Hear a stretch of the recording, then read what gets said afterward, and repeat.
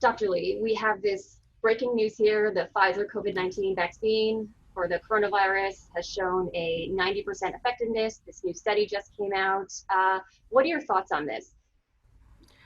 Well, if it's true, 90% is fabulous. Most vaccines are not really that high.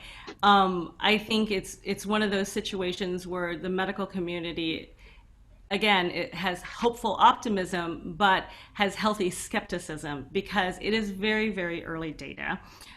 We don't know a lot about the Pfizer vaccine in terms of who was tested, what the patient populations were who were tested, because obviously we've already seen COVID affect different patient populations differently.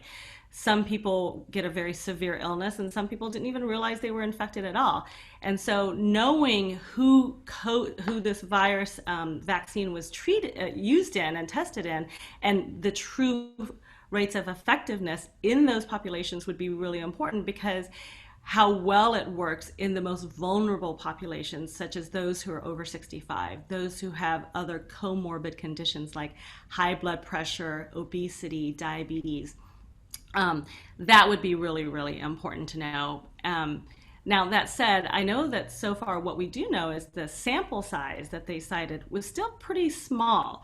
When we're talking about a sample size of just a few hundred people, it doesn't automatically lend a lot of excitement because, as we all know in clinical medicine, we're looking at studies. When we get excited about a treatment or prevention, we're talking about a sample size of multiple thousands of people. We're talking 30, 40, 100,000 people. Because what we want to see is that not only was the vaccine proven to be effective in a broad population of people, regardless whatever your demographic is, whether you're male, female, young, old, regardless what your gender, your ethnicity and race is, we want to know that it was safe too.